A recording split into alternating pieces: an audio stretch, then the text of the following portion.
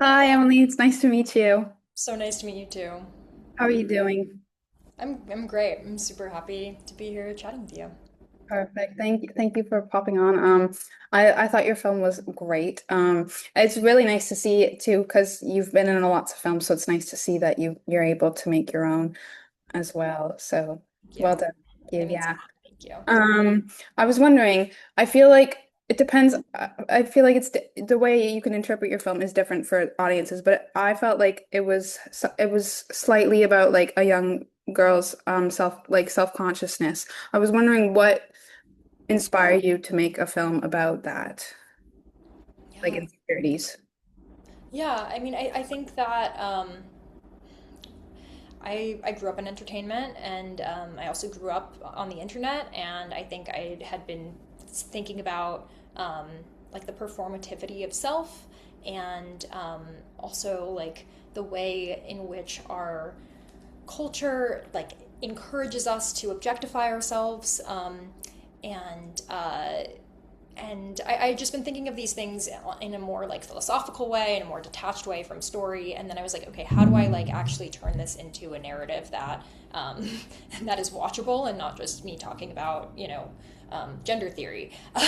And so that sort of is like those were the ideas and feelings that kind of led into this. And I think that the film industry is such a great microcosm to use to sort of put a magnifying glass to these like beauty standard issues and things that really affect everyone, um, especially now that we're all on social media and we're all online all the time and we're all just comparing ourselves more than ever and have the ability to compare ourselves to people in just such with the most access of any human ever maybe. And so I really just wanted to talk about those things in a way that felt specific and singular and in a way that I understood. For sure. What made you want to do it be the insecurity of an ugly cry instead of like something else? Because there's so many other options, and like I feel like the cry is something unique in a way. So was there a specific reason or Yeah, yeah. To me, there's something about a cry that is just incredibly. As an actor, there's like, especially, I just remember being like a child actor and having this idea of like, I need to be able to cry. I need to be able to cry, and wanting to have a good cry, and then finally like having a good cry, and and being told it's ugly. And I was so proud because I was just like, I have a good cry. Who cares? Who cares if it's ugly? I'm happy. Like, I'm proud of my snot bubbles, you know? Um, and I haven't ever gotten actual, like, I've never lost a part because of having an ugly cry, to my knowledge. But there's something about it that is like when you are acting, the whole point is to not be in your head. The whole point is to be in the moment and vulnerable and embodied, um, and to have like an aesthetic criticism about something that is like you at your most vulnerable. I think just felt really like perverse and funny and heartbreaking and kind of all of the things. So yeah, that's why it's about an ugly cry. and the way you did it too is like there's different ways you can take it because you can enjoy it for the funniness of it, but then you can also understand the insecurities of it as well. So I feel like you did a really good job at putting each of those elements into the film. Thank you. Um, yeah. And then I was going to ask, because you've been in so many in other films as well as an actress, and then now you've written and directed and produced Ugly Cry, was there anything in your past works, like, or like working with specific directors or anything that influenced your decisions? Because as the protagonist and directing, if that makes sense. Yeah, absolutely. I would say that my time working on Transparent really, there's an Amazon TV show, and it was kind of like before Amazon was fully on the map as a streamer, and so we were given a lot of like leeway to be weirdo creative people, which meant specifically that there was a lot of like improvisation and time where, you know, at the beginning of every season, there would be like a Joan Shekel workshop where the cast and crew would all like walk around and do these sort of like weird acting exercises and embody the beats of the season. And it was very like equalizing and collaborative in a way that I hadn't experienced before. And so that was a huge reason why I wanted to direct. I'd always wanted to be a writer, and I loved acting. And that was the first time that I ever saw, like, oh, directing can be this way to like create an environment that feels collaborative and just purely creative. It doesn't have to be like, okay, we need this shot to look exactly like we can. There's room. You can create room for discovery. And play. And so that's really what I came into this wanting to do.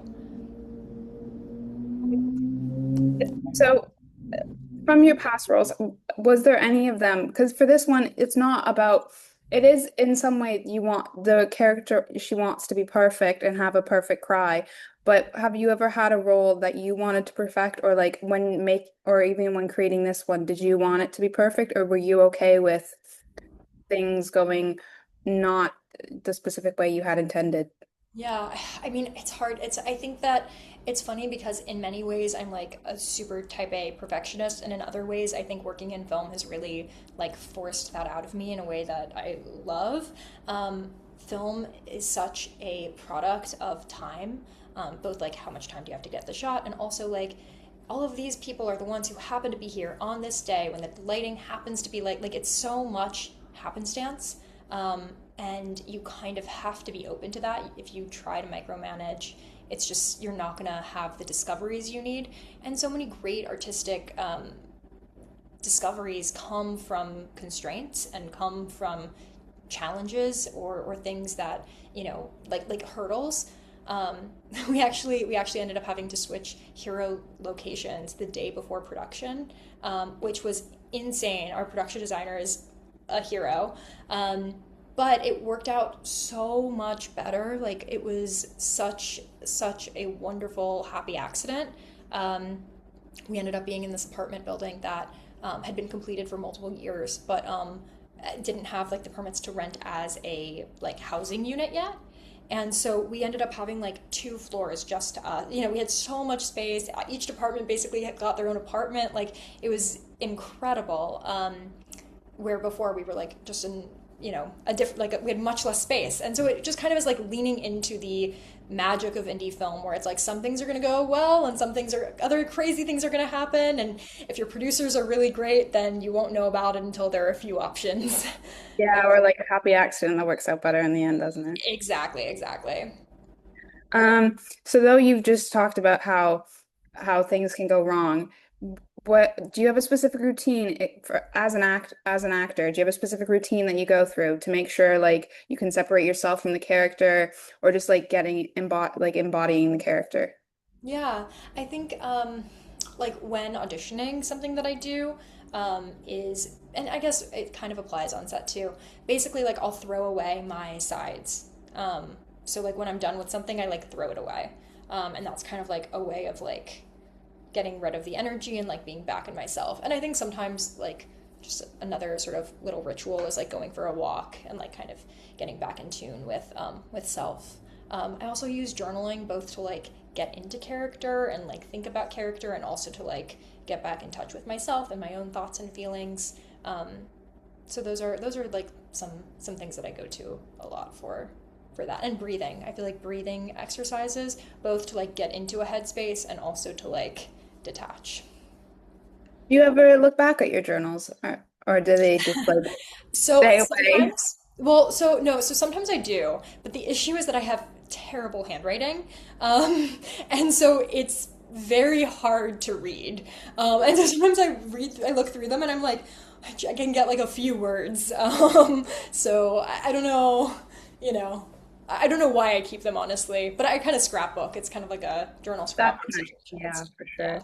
sure. Did you know that you wanted to be the protagonist, or would you have maybe looked for another actress to do it?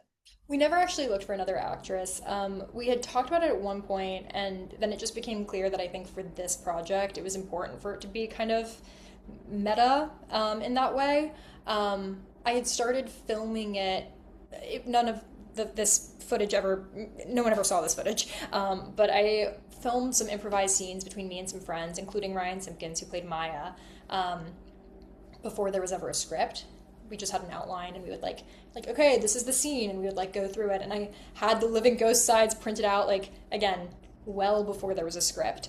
And so I was kind of in it by default because I was like writing it, and I was like, okay, we're filming this, and it was like in my apartment and Ryan's apartment, but it was just kind of like, a random Tuesday. And then finally I was like, okay, I'm gonna lose my mind if we keep doing this, and also probably won't be very good. Let me like write it out and actually get a team to collaborate on this and elevate this and make it the film I think it can become. And then only in that process was like, oh, should it be me? Should I, you know, whatever? And it just felt right for this. But I'm excited to have the experience of directing another someone else as a protagonist, even though I definitely would do this again too. That's another question I was actually just about to ask you. I was going to say, would you want to, like, writing, directing, producing, would you ever want to do them separate, like direct someone else's script or write for someone else to direct? Yeah, I'm super interested in doing all of that. I like just like being creative with people that I respect, and so I like doing that in different capacities. I'm like my dear friend from college is we're hoping to produce her directorial debut short film this year, and I'm like I'm gonna produce that. Like I'm like yes, let's do it. So it's like I'm excited to step into things in different positions and just help tell stories that I care about. That's nice. I really hope that goes really well for you. So, and then one last question. So, though your film focuses specifically on an ugly cry, how do you hope young audiences can connect with it? Because I feel like it's made for everybody, but I feel like it does have a youthfulness to it that I hope influences other young people. But how would you like, what specifically would you want them to take away from the film? Yeah, I mean, I think as trite as it can sound, it really is about like being true to yourself. I think like there's this whole arc with like the young Delaney kind of haunting older Delaney and crying, and it's kind of a benevolent haunting. Like she's kind of comforted by her presence, and older Delaney like thinks she's doing all of these things. She's trying to get the success for her younger self. Meanwhile, like her younger self is there, like, no, like I'm right here. Like you're running away from yourself, and like that is what I'm crying about.